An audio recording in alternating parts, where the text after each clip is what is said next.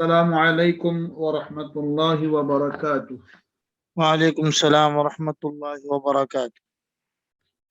جناب عبدالرحمان صاحب خیریت سے ہیں؟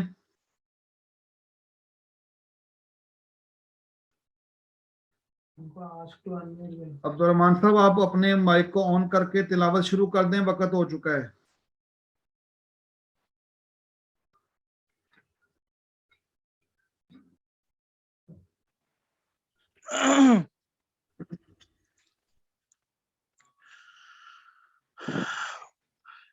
اعوذ باللہ من الشیطان الرجیم، بسم اللہ الرحمن الرحیم۔ واضرب لهم مثل الرجلين جعلنا لأحدهما جنتين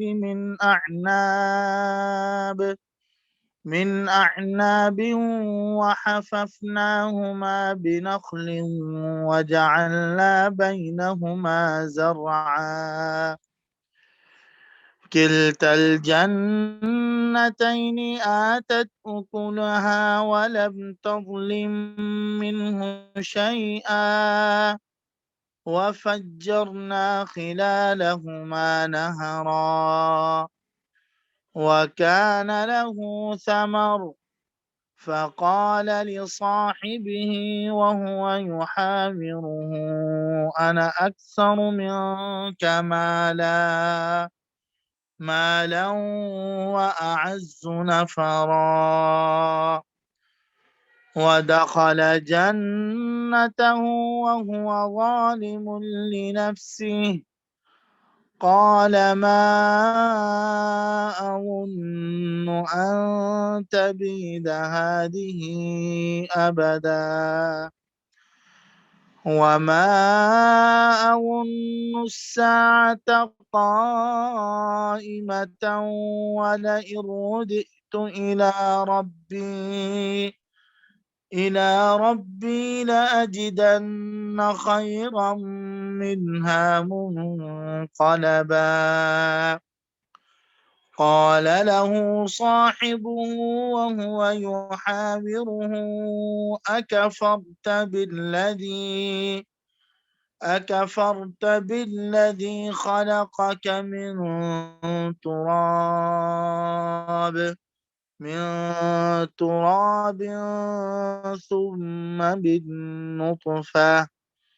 ثم من نطفة ثم سواك رجلا، لكن هو الله ربي ولا أشرك بربي أحدا، ولولا إذ دخلت جنتك قلت ما شاء الله لا قوة إلا بالله، إن ترني أنا أقل منك مالا وولدا، فعسى ربي أن يؤتيني خيرا من جنتك ويرسل عليها حسبانا من السماء فتصبح صعيدا زلقا، أو يصبح ماؤها غورا فلن تستطيع له طلبا، وأحيط بثمره فأصبح يقلب كفيه على ما أنفق فيها وهي خاوية على عروشها ويقول يا ليتني لم أشرك بربي أحدا، ولم تكن له فئة ينصرونه من دون الله وما كان منتصرا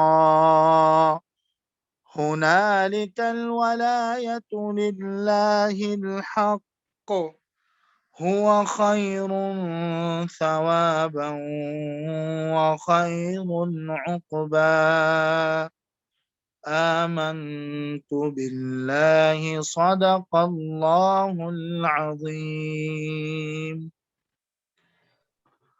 جزاکم اللہ خیرن احسن الجزا. جناب قاری عبد الرحمن صاحب، آپ کا بہت شکریہ، آپ نے وقت دیا اور اپنی خوبصورت آواز سے ہمارا جو آج کا سبق ہے سورہ الکہف کا رکوع نمبر 5 آیات 32 سے لے کر 43 تک آپ نے ان کی تلاوت فرما دی. اللہ تعالیٰ آپ کا یہ عمل اپنی بارگاہ میں قبول فرمائے. مجھے خوش آمدید کہنا ہے اس وقت جتنے شرکاء موجود ہیں اس کلاس میں. ہم نے یہ الحمدللہ ہمارا 5واں سیشن ہے سورہ الکہف کے حوالے سے. بہت سارے لوگ محسوس یہ ہو رہا ہے کہ شاید یہ پہلی کلاس میں انہوں نے جوائن کیا ہے، تو انشاءاللہ پچھلی جو کلاسوں کی لنکس ہیں وہ بھی ان کو اگر ان کی خواہش ہوگی تو ہم ان کو پرووائڈ کر دیں گے. وہ ہم سے رابطہ کر سکتے ہیں، چیٹ میں اپنا نمبر بتا سکتے ہیں، تو پچھلی کلاسوں کے لنک بھی ان کو بھیج دیے جائیں گے. بس ان سے گزارش یہ ہے کہ وہ ابھی ان کانٹیکٹ رہیں ہمارے ساتھ. اور انشاءاللہ یہ جو 5واں آج سیشن ہے، یہ ٹوٹل 12 سیشن ہوں گے جو کہ 12 رکوع ہیں اس سورہ مبارکہ کے. تو ہم آج کے سبق کا آغاز کرتے ہیں. جیسا کہ آپ نے تلاوت قرآن حکیم سن لی، تو آج کے رکوع میں ایک بہت ہی اہم مکالمہ ہے جس میں بہت سارے دروس ہیں، سبق ہیں. پچھلی اگر چیز کو صرف چند لمحوں کے لیے دہرایا جائے تو اس صورت کے آغاز میں اللہ رب العزت نے قرآن مجید کی شان بیان کی کہ ایسی کتاب ہے جس میں کوئی کمی کجی موجود نہیں ہے، اور پھر دنیا کی حقیقت کو بیان کیا گیا، رسول اکرم صلی اللہ علیہ وآلہ وسلم کے مقام اور مرتبے کو اور ان کی کار نبوت کے حوالے سے جو ان کی سوچ اور فکر اور ان کا طرز عمل کہ ان کی خواہش یہ ہے کہ کوئی بھی جہنم میں نہ جائے، اور جو تمام انسان جو ہیں وہ جہنم سے بچ کر جنت میں چلے جائیں. رسول اکرم صلی اللہ علیہ وآلہ وسلم کی یہ خواہش اور کوشش.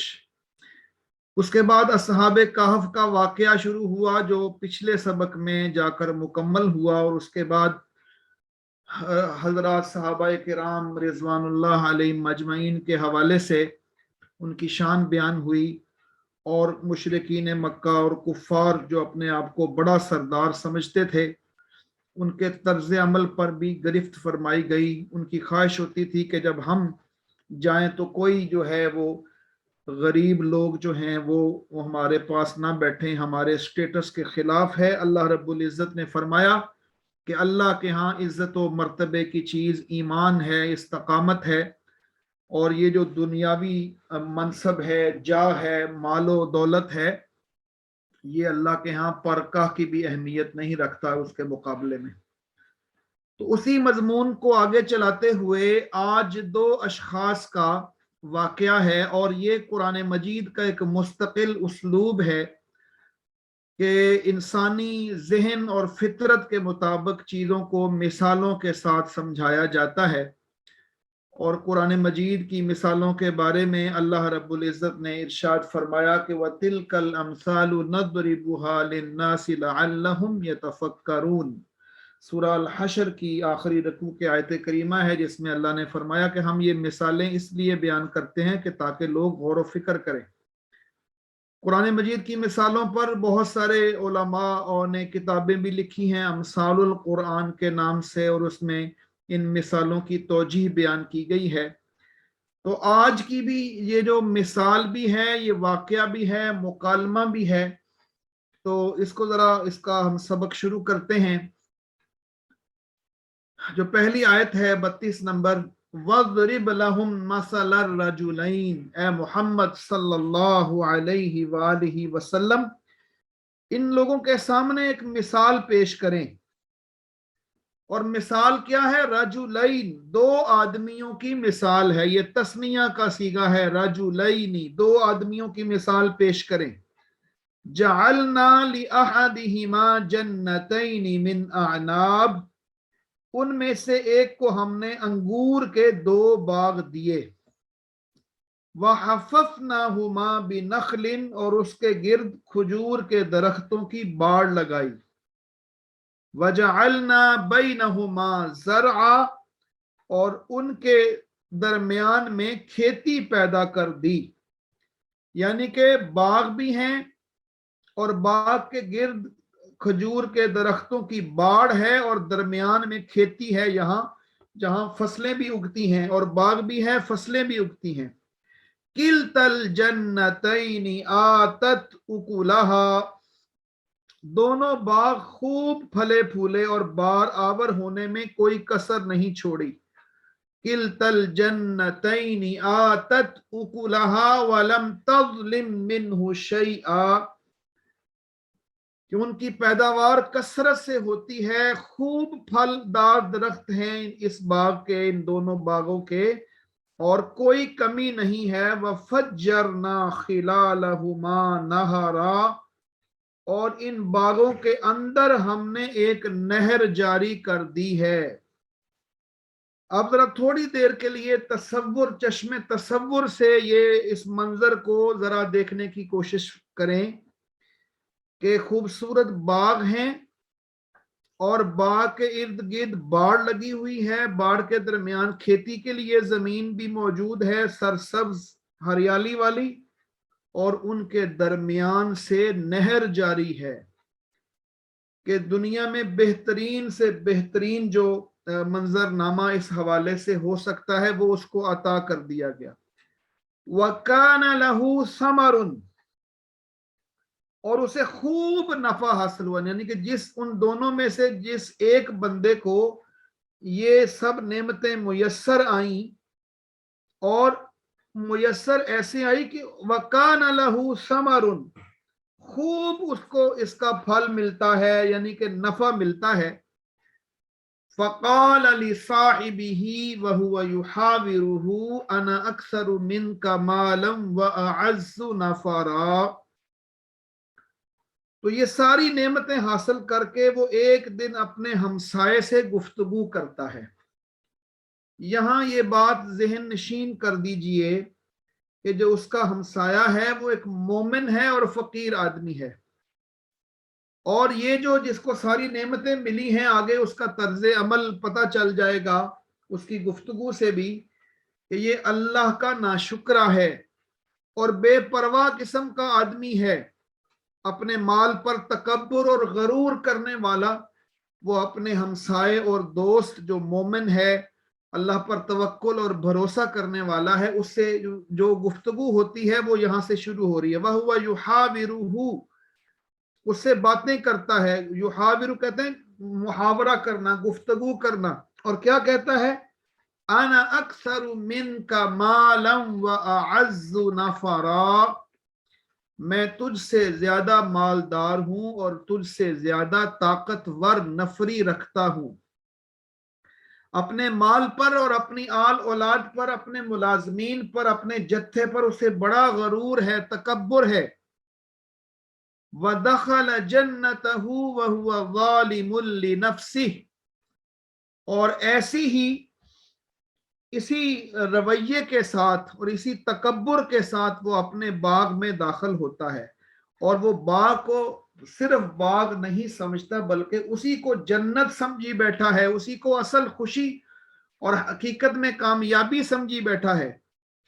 اور وہ اپنی اس جنت میں داخل ہوتے ہوئے پھر کیا کہتا ہے؟ وَهُوَ ظَالِمٌ لِنَفْسِهِ، اپنے نفس کے حق میں ظالم بن کر کہنے لگا ما اظن ان تبید هذه ابدا قال ما اظن، وہ کہتا ہے کہ میرا یہ خیال ہے اور میں نہیں سمجھتا کہ یہ دولت کبھی فنا ہو جائے گی. یہ میرے پاس جو نعمتیں ہیں، یہاں یہ بات یاد رکھیے کہ یہ تو محض سمجھانے کے لیے باغات اور کھیتی اور درمیان میں نہر اور ارد گرد باڑ کی بات ہو رہی ہے. اگر کسی کو دنیا میں کوئی اور نعمتیں کسی اور صورت میں بھی ملتی ہیں تو وہ بھی اسی پر محمول ہو جائیں گی. کسی کے پاس کوئی فیکٹری ہے، کسی کے پاس کوئی کاروبار اچھا ہے، کسی کے پاس دیگر چیزیں اچھی موجود ہیں جس سے وہ مال کماتا ہے اور خوشحال بن جاتا ہے، تو یہ وہی اس پر مثال آئے گی. اور اس کا خیال اور تصور اور اس کا طرز عمل کیا ہے کہ میرا یہ خیال ہے کہ یہ چیزیں میرے پاس ہمیشہ ہمیشہ کے لیے رہنے والی ہیں. میں یہ خیال نہیں کرتا کہ کبھی یہ چیزیں تباہ ہوں گی. اور جہاں تک معاملہ ہے قیامت کا، وَمَا أَظُنُّ السَّاعَةَ قَائِمَةً، یہ آیت نمبر 36 آپ کے سامنے ہے کہ نہ یہ میں خیال کرتا ہوں کہ کبھی قیامت برپا ہوگی، اور مجھے توقع نہیں کہ قیامت کی گھڑی بھی کبھی آئے گی. وَلَئِن رُدِدتُّ إِلَىٰ رَبِّي، یہ جو نبیوں نے کہا اور نبیوں کے فالورز نے ہمیں آ کر کہا کہ اللہ کی طرف لوٹ کر جانا ہے، قیامت آئے گی، تو اگر مجھے کبھی رب کے حضور جانا بھی پڑا، لَأَجِدَنَّ خَيْرًا مِّنْهَا مُنْقَلَبًا، تو ضرور اس سے بھی زیادہ شاندار نعمتیں اور جگہ پاؤں گا. یہاں یہ بات ذہن نشین کر لیجئے کہ شیطان کا ایک بہت بڑا حربہ اور چال یہ ہے کہ وہ انسان کو یہ سمجھانے کی کوشش کرتا ہے کہ اگر دنیا میں تمہیں آسائش میسر ہے، دنیا میں تمہیں نعمتیں میسر ہیں، تو یہ لازمی طور پر اس بات کی علامت ہے کہ اللہ تم سے 100% راضی ہے، تو تمہیں یہ نعمتیں میسر ہیں. تو جو اللہ تمہیں یہاں یہ نعمتیں عطا کر رہا ہے، وہ قیامت والے دن بھی تمہیں ضرور ہی کامیاب کر دے گا. تو یہاں یہ یاد کر لیجئے، اس آج کے سبق سے ہمیں یہ درس ملتا ہے کہ ایسی بات یقینی نہیں ہو سکتا، ایسا ہو جائے لیکن یہ یقینی نہیں ہے، 100% یہ تصور درست نہیں ہے کہ اگر ساری نعمتیں دنیا میں میسر ہیں تو لازمی طور پر اللہ راضی ہو ہے. یہ جو دنیا میں ہر طرح کے حالات آزمائش کے لیے ہوتے ہیں، امتحان کے لیے ہوتے ہیں. اب بندہ کا کام یہ ہے کہ اس سارے حالات میں وہ اللہ اور اس کے رسول صلی اللہ علیہ وسلم کی اطاعت کرے، تکبر اور غرور سے بچے اور اللہ کے ہاں کامیاب اور سرخرو ہو جائے. لیکن اپنے آپ کو مطمئن کرنے کے لیے سمجھتے رہنا کہ دنیا میں اگر میرے پاس نعمتیں ہیں تو لازماً آخرت کی کامیابی ہوگی، تو یہ لازمی نہیں ہے. قال له صاحبه وهو يحاوره، وہ جو اہل ایمان ہے، وہ جو اس کا دوست ہے، ہمسایہ ہے، اب اس نے کیا بات کہی ہے اس کے ہمسائے نے گفتگو کرتے ہوئے کہا، قال له صاحبه وهو يحاوره اکفرت بالذی خلقك من تراب، کیا تو کفر کرتا ہے اس ذات کے ساتھ جس نے تجھے مٹی سے پیدا کیا، خلقک من تراب ثم من نطفۃ، پھر نطفے سے پیدا کیا، ثم سواک رجلا، اور تجھے ایک پورا آدمی بنا کر کھڑا کر دیا. یہاں پر ایک سوال پیدا ہوتا ہے، اور وہ سوال یہ ہے کہ وہ جو پہلا شخص ہے اس نے خدا کی ہستی سے انکار نہیں کیا تھا. یہ دیکھ لیں پچھلی آیت میں اس کا لفظ ہے وَلَئِن رُدِدتُّ إِلَىٰ رَبِّي، اگر میں اپنے پروردگار کی طرف لوٹایا گیا، اس کا مطلب ہے وہ اللہ کو تو مان رہا ہے، تو خدا کے وجود کا تو وہ قائل تھا، لیکن اس کے باوجود اس کے ہمسائے نے اسے کہا کہ تم کفر کر رہے ہو. اور اس کے ہمسائے نے جو اسے یہ بات کہی، اس کی وجہ یہ ہے کہ یہاں یہ بات سمجھے کہ کفر کیا ہوتا ہے. کفر محض ہستی باری تعالیٰ کے انکار کا نام نہیں ہے، بلکہ تکبر اور فخر و غرور اور انکار آخرت بھی اللہ کے ساتھ کفر ہی ہوتا ہے۔ جس فرد نے یہ سمجھا کہ بس میں ہی میں ہوں، میری دولت اور شان و شوکت کسی کی عطا کردہ نہیں ہے بلکہ میری قوت و قابلیت کا نتیجہ ہے، اور میری دولت لازوال ہے، ہمیشہ رہنے والی ہے، اور کوئی کسی کے اندر کسی کی مجال نہیں ہے کہ مجھ سے چھین سکے، اور میں کسی کے سامنے جواب دے اور حساب نہیں دوں گا، میں کسی کے سامنے مجھے حساب نہیں دینا ہے۔ تو گویا اس نے خدا کو اگر مانا بھی ہے تو محض وجود کی حیثیت سے مانا ہے، اس نے اللہ رب العزت کو اپنے مالک، آقا اور فرما روا کی حیثیت سے نہیں مانا۔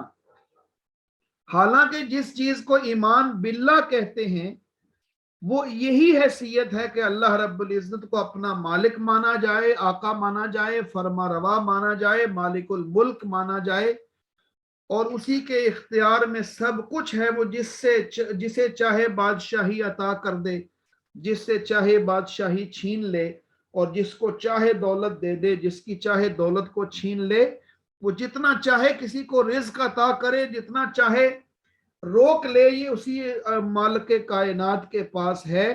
تو یہ ہے وہ حیثیت، اور اسی کا حکم چلتا ہے، ان الحکم الا للہ۔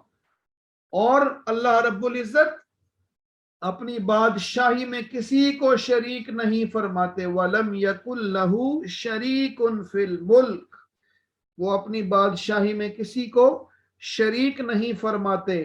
اور یہ وہ حیثیت ہے جس کے اللہ رب العزت کو ماننا ضروری ہے۔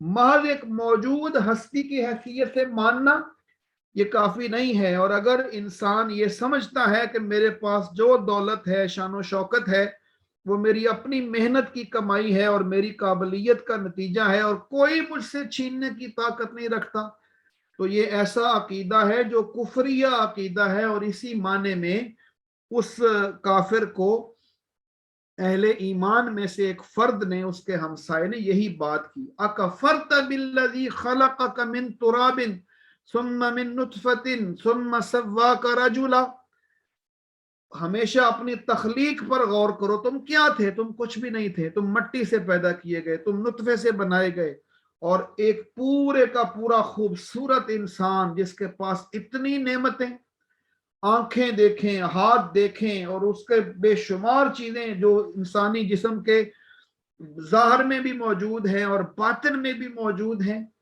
تو اس پر غور کر کے پھر انسان ایسا رویہ اختیار کرے کہ سب کچھ اپنی نعمتوں کو حقیقت سمجھ بیٹھے اور اس دنیا کو جنت بنا بیٹھے۔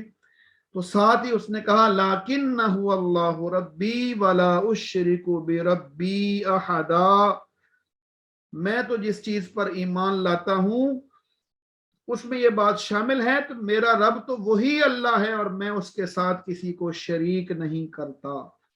وَلَوْلَا إِذْ دَخَلْتَ جَنَّتَكَ، اب اس نے اس کی اصلاح کرنے کی کوشش کی کہ تم نے جب داخل ہوئے تھے تم نے کہا تھا ما اظن ان تبید هذه ابدا وما اظن الساعه قائمه، تم نے یہ لفظ بولے تھے، جبکہ حقیقت یہ ہے تمہیں یہ کہنا چاہیے تھا ولولا اذ دخلت جنتک، تم جب اپنے باغ میں داخل ہو رہے تھے تمہیں کہنا چاہیے تھا ما شاء اللہ لا قوت الا باللہ، تمہیں یہ لفظ بولنا چاہیے تھا ما شاء اللہ لا قوت الا باللہ، جو چاہتا ہے اللہ وہی ہوتا ہے، ما شاء اللہ لا قوت الا باللہ، ساری قوتیں اللہ رب العزت کے پاس ہیں۔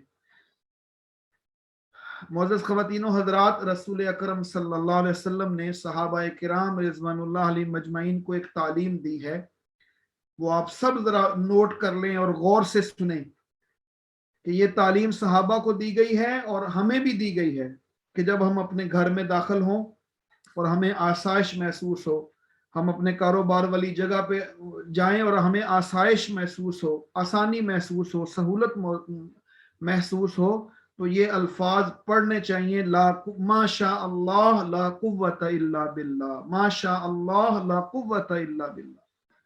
تو اس سے جو اسلام کی تعلیم ہے اس کا پتہ چلتا ہے کہ اس بات کا اقرار کہ ہر چیز اللہ رب العزت کے قدرت کے اختیار میں ہے، وہ جو چاہے وہی ہوتا ہے، وہ جتنا چاہے عطا کرتا ہے، جب چاہے چھین لیتا ہے، اسی کو یاد کرنا چاہیے۔ ان ترنی انا اقل منک مالا وولدا، اب وہ اس کو کہہ رہا ہے کہ اگر تم مجھے مال و اولاد میں سے اپنے سے کم تر دیکھتے ہو کہ میں تم سے کم تر ہوں، تو فَعَسَىٰ رَبِّي أَن يُؤْتِيَنِي خَيْرًا مِّن جَنَّتِكَ، اللہ اکبر۔ تو کیا یہ عجب نہیں ہے، کیا یہ بعید نہیں ہے؟ فَعَسَىٰ رَبِّي، ہو سکتا ہے کہ میرا رب أَن يُؤْتِيَنِي خَيْرًا مِّن جَنَّتِكَ، مجھے تیری جنت سے بہتر عطا فرما دے، وَيُرْسِلَ عَلَيْهَا حُسْبَانًا مِّنَ السَّمَاءِ، اور تیری جنت پر آسمان سے کوئی آفت بھیج دے، فَتُصْبِحَ صَعِيدًا زَلَقًا، اور حالت یہ ہو جائے کہ وہ صاف ایک چٹیل میدان بن کر رہ جائے۔ وہ اللہ کا کوئی نیک آدمی تھا اور اس کے منہ سے نکلی ہوئی بات بالکل اسی طرح پوری ہو گئی بعد میں۔ او یصبح ماؤها غورا، یا اس باغ کی نہر کا پانی گہرائی میں اتر جائے، فلن تستطیع له طلبا، اور تم پھر دوبارہ اسے کسی طرح نکال نہ سکے، وَأُحِيطَ بِثَمَرِهِ، اللہ اکبر۔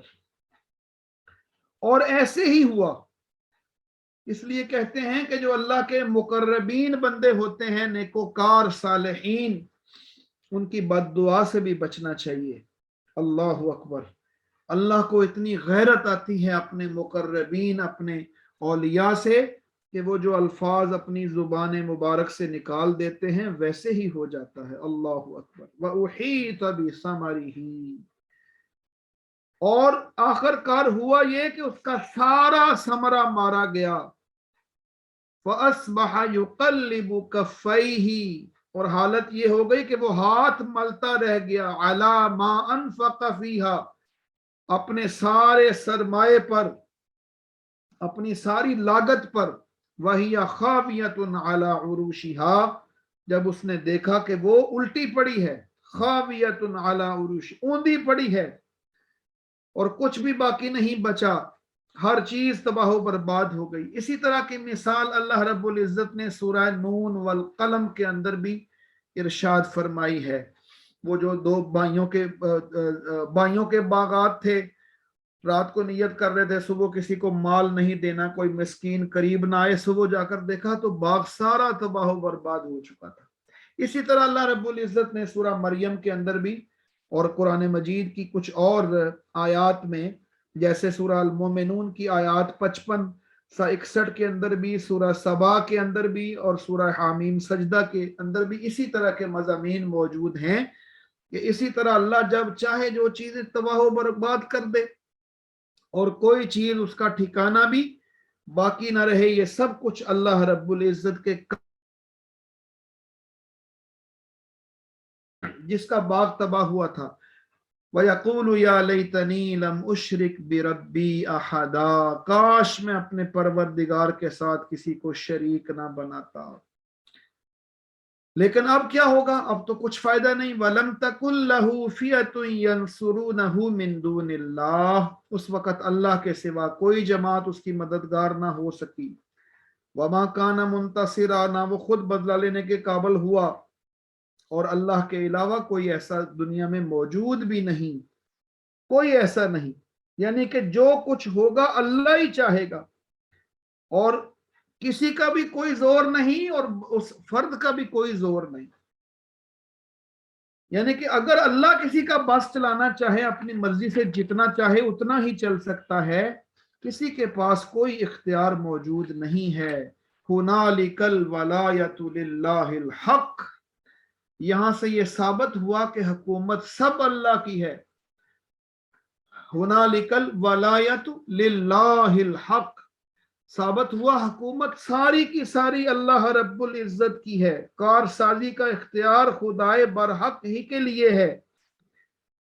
هُوَ خَيْرٌ ثَوَابًا وَخَيْرٌ عُقْبًا، انعام وہی بہتر ہے جو وہ بخشے، اور انجام وہی بخیر ہے جو وہ دکھائے. ہوا خیر ثوابا و خیر عقبا، انعام وہی بہتر ہے، ثواب وہی بہترین ہے جو اللہ کی طرف سے مل جائے، اور انجام وہی بہترین ہے جو اللہ کی طرف سے مل جائے. تو یہ آیت نمبر ہم 43 تک 44 تک پہنچ گئے، اور الحمدللہ آج ہمارا یہ سبق مکمل ہوا. اگر آپ کی توجہ ہے تو اس کا ذرا خلاصہ سن لیجیے اچھی طرح، اس کے بعد ہم موقع دیں گے سوال جواب کے لیے.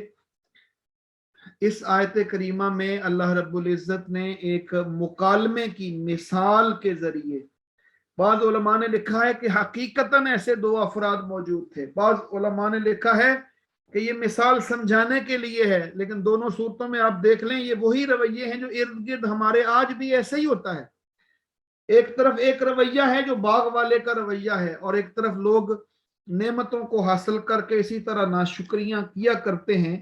ہمارے سامنے یہ ساری چیزیں موجود ہیں، ہم ان لوگوں کو جانتے ہیں، اور ہمیشہ سے یہ کم ظرف لوگ، یہ ان کا رویہ ہوتا ہے جنہیں دنیا میں کچھ شان و شوکت مل جاتی ہے، کچھ نعمتیں مل جاتی ہیں، کچھ عہدے مل جاتے ہیں، اور وہ ہمیشہ اس غلط فہمی میں مبتلا ہو جاتے ہیں کہ دنیا ہی میں جنت نصیب ہو چکی ہے، اب کون سی اور جنت ہے جو ہمیں چاہیے. تو اسی رویے کو اللہ رب العزت نے غلط ثابت کیا ہے کہ یہ رویہ انسان کی لیے تباہی کا راستہ ہے، اور اگر اسی کو حقیقت سمجھ کر وہ اسی دنیا کے چکر میں پڑا ہوا ہے اور آخرت کو بھولا ہوا ہے، گویا اس نے اللہ کا انکار کیا ہے. اور ایک مومن فرد کے ذریعے اصلی ایمان والا رویہ اس کو سکھانے کی کوشش کی گئی ہے، اور اسے یہ بتایا گیا ہے کہ جب نعمتوں کے اندر جاؤ اس پر تکبر اور غرور نہ کرو. شیطان کی ہمیشہ سے یہ خواہش ہوتی ہے کہ وہ ان نعمتوں کے ذریعے انسان کو اللہ رب العزت کی ناشکری کی طرف راغب کرے اور اسی کی طرف بلائے، اور اپنے مال کو ہمیشہ ہمیشہ کا مال سمجھے اور اسی کے اندر غرق ہو جائے، اور اسی مال کے چکر میں وہ اتنا گم ہو جائے کہ اسے ظلم و ستم کی بھی پرواہ نہ رہے. آپ دیکھ لیجئے اس مثال میں کہ وہ کون سے لوگ تھے کہ جنہیں اسی طرح کی نعمتیں ملتی ہیں اور اس پر تکبر اور غرور کرتے ہیں، اور وہ جو اہل ایمان تھا اسے سمجھایا کہ تم ایسا نہ کرو، بلکہ تمہیں کیا کرنا چاہیے، تمہیں کہنا چاہیے تھا ما شاء اللہ لا قوت الا باللہ. تمہیں یہ رویہ اختیار کرنا چاہیے تھا کہ تمہیں کہنا چاہیے تھا کہ وہ اللہ جو چاہے وہی ہوتا ہے، اور جو جب وہ چاہے عطا کر دے، جب وہ چاہے چھین لے، سب کچھ اللہ رب العزت کے اختیار میں ہے. تو معزز خواتین و حضرات، اس رکوع میں جو ہم نے آیات پڑھی ہیں، ان رکوع کے اندر یہ رویہ ہے کہ اللہ کی نعمتوں کا شکر ادا کرنا چاہیے، کبھی تکبر اور غرور نہیں کرنا چاہیے، اپنے دیے ہوئے مال میں سے اللہ کے راستے میں خرچ کرنا چاہیے. رسول اکرم صلی اللہ علیہ وآلہ وسلم نے ارشاد فرمایا کہ اپنے قریب لوگوں جو غریب ہیں، ضعفاء ہیں، ان کی مدد کیا کرو. ترزقون، تمہیں رزق دیا جاتا ہے ضعفاء کی مدد کرنے کی وجہ سے. وفی اموالہم حق للسائل والمحروم، ان کے مال میں حصہ ہوتا ہے ان لوگوں کا جو کون ہیں، جو محروم ہیں، جو سائل ہیں، ان کا حصہ ان کو عطا کیا جاتا ہے. تو اللہ رب العزت ہمیں قرآن مجید کا فہم نصیب فرمائے، اللہ رب العزت ہمارے راستے کھولے. اس سے جو اگلا رکوع ہے انشاءاللہ، جو اگلی دفعہ ہم پڑھیں گے، اس کے اندر بھی آپ دیکھیں گے کہ اسی طرح اللہ رب العزت نے ایک اور مثال دی ہے. وَاضْرِبْ لَهُمْ مَثَلَ الْحَيَاةِ الدُّنْيَا، وہ بھی بہت خوبصورت مثال ہے، اور وہ بھی ایک پورا رکوع ہے جس کے اندر اس مثال کا تذکرہ ہے، اور اس کے اندر بھی اسی طرح بہت سارے اسباق اور دروس موجود ہیں. پوری امید ہے کہ انشاءاللہ اس سے بھی ہمیں کافی چیزیں ملیں گی. اس کے بعد قصہ آدم شروع ہوگا، اور اس کے بعد آگے بات چلے گی اور حضرت موسیٰ اور خضر علیہ السلام کا قصہ شروع ہوگا. میری آپ سے درخواست ہے کہ جس طرح آج آپ نے شرکت کی ہے، یہاں تشریف لائے ہیں، اور آپ کے آنے سے یہاں الحمدللہ ایک بہت اچھا پروگرام ہو گیا ہے، تو انشاءاللہ آپ دوسرے لوگوں کو بھی دعوت دیں گے اور اگلی کلاس میں دیگر لوگوں کو بھی شریک کروائیں گے. تو اگر کوئی سوال ہے تو اب اپنا آپ مائک آن کر کے تو سوال کر سکتے ہیں، یا چیٹ پہ بات کرنا چاہتے ہیں تو اس پر بھی بات کر سکتے ہیں، جیسے آپ مناسب سمجھیں۔ کوئی بات ایسی جو میں نہیں سمجھا سکا وہ آپ پوچھ سکتے ہیں۔ جزاک اللہ۔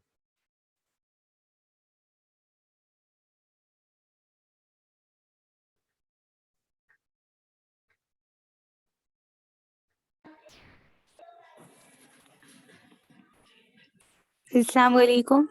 وعلیکم السلام۔ جی مطہرہ، کیا بات کہنا چاہ رہی ہیں؟ سر میں نے ایک وہ کوشچن پوچھنا تھا۔ میں نے یہ جب سورت پڑھی تھی تو اس میں وہ لوگوں نے یعنی مجھے بتایا تھا کہ کوئی نبی صلی اللہ علیہ وسلم کے ساتھ ایسا واقعہ منسوب ہے کہ جس میں انہوں نے انشاءاللہ نہیں کہا تھا، تو وہ کام نہیں ہوا تھا۔ وہ کائنڈلی میں جاننا چاہ رہی تھی۔ اچھا جی، یہ ہم نے جب وہ آیت کریمہ آئی تھی پچھلے سے پچھلے سیشن میں ہم نے اس کو وہاں پڑھ لیا تھا۔ یہ آیت کریمہ اسی سورت کے اندر موجود ہے کہ وَلَا تَقُولَنَّ لِشَيْءٍ إِنِّي فَاعِلٌ ذَلِكَ غَدًا إِلَّا أَن يَشَاءَ اللَّهُ۔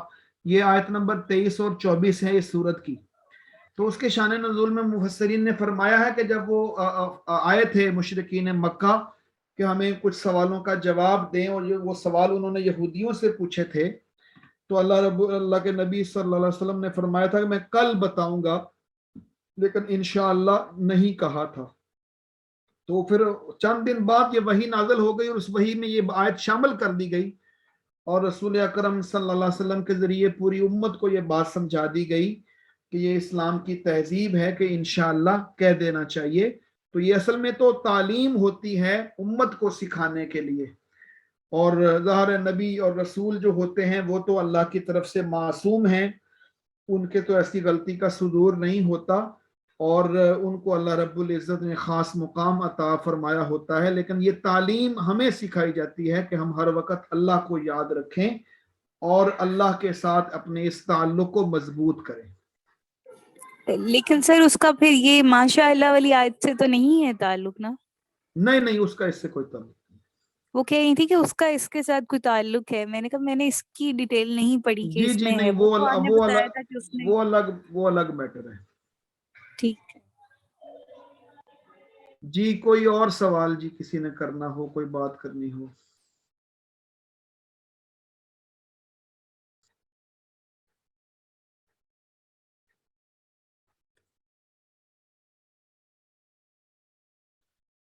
جی کوئی تجویز آپ لوگوں کے ذہن میں ہو، کوئی بات کرنی ہو تو ضرور کر سکتے ہیں۔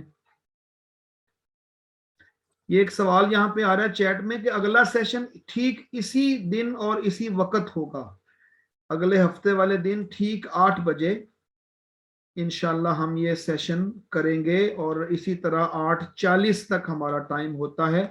جیسے ابھی 3 منٹ ابھی مزید موجود ہیں، اور ہم اس کی ویڈیو بھی شیئر کر دیں گے۔ یہ چیٹ کے اندر جو لوگ اپنے نمبر وغیرہ بھیجیں گے، اسے ہم اس کا ایک گروپ ہے اس کو وہاں پہ ان کو ایڈ کر دیں گے اس گروپ کے اندر، اور اس گروپ میں ہم لنک بھی بھیج دیں گے۔ تو اب جو اگر کوئی اپنے نمبر شیئر کرنا چاہتے ہیں تو یہاں اپنے نمبر بھیج دیں۔ کچھ لوگوں نے بھیجے بھی ہیں، تو وہ میں اسامہ بھائی سے کہوں گا کہ وہ ضرور اس کو مینج کریں، اور اس سے نمبر لے کر جو نام موجود ہیں ان کو اپنے گروپ میں، یہ خواتین کا الگ سے گروپ بنا ہوا ہے اور مرد حضرات کا الگ سے گروپ بنا ہوا ہے، اور وہ پھر وہاں سے پھر اس کو دیکھ سکتے ہیں، اور ان کو ہم اس کا ایک لنک بھی جو اس کا پروگرام کا ہے وہ بھی مل جائے گا۔ جی کسی نے کوئی اور بات کرنی ہو جی بسم اللہ۔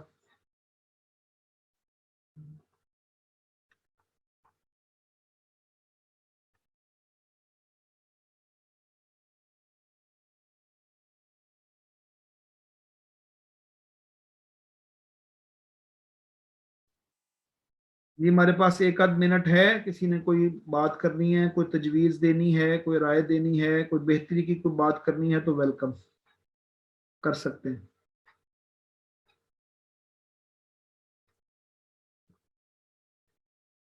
جی ضرور جی، دعا کی درخواست کی گئی ہے، ہم دعا کرتے ہیں جی، دعا کر لیتے ہیں۔ الحمدللہ رب العالمین، الحمدللہ الذی ہدانا لہذا وما کننا لنہتدی لولا ان ہدانا اللہ۔ اے اللہ ہم نے جو کچھ پڑھا ہے سنا ہے، اللہ اس پر عمل کرنے کی توفیق عطا فرمائے، तमाम बीमारों को, मोहताजों को अल्लाह उनकी मोहताजी दूर फरमाए, बीमारों को सेहत कामिल व आजल अता फरमाए। हमें कुरान मजीद से मोहब्बत नसीब फरमाए, रसूल अकरम सल्लल्लाहु अलैहि वसल्लम से मोहब्बत नसीब फरमाए। जो दुनिया में लोग मुसलमान परेशान हैं, अल्लाह उनकी परेशानी को दूर फरमाए। ऐ अल्लाह, इंसान ये कोरोना की वजह से बहुत परेशान है, अल्लाह इनकी परेशानी को दूर फरमाए।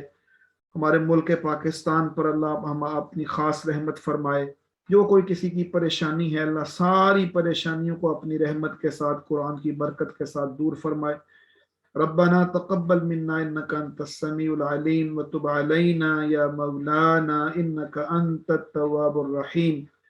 व सल्लल्लाहु तआला अला खैरि खल्क़िही मुहम्मदिन व अला आलिही व अस्हाबिही अजमईन बिरहमतिका या अरहमर राहिमीन।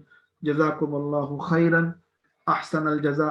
आप सबका बहुत शुक्रिया कि आपने वक़्त दिया है और आप यहाँ तशरीफ़ लाए हैं और माशाअल्लाह एक अच्छी तादाद में लोगों ने शिरकत की है। मेरी आखिरी दरख्वास्त प्रोग्राम ख़त्म करने से पहले यही होगी कि आप सब ख़वातीनों हज़रात जिस शौक़ के साथ, मोहब्बत के साथ इसमें प्रोग्राम में आते हैं, तो हम इस प्रोग्राम का लिंक भी शेयर कर देते हैं। तो इस प्रोग्राम को ज़रूर अपने दूसरे अहबाब तक, ख़ानदान के अफराद तक ज़रूर पहुँचाएँ ताकि बड़ी तादाद में मज़ीद लोग इससे फ़ायदा उठा सकें। जो किसी मजबूरी से ना आ सके उसको हम इंशाल्लाह इसका लिंक भी भेज देते हैं।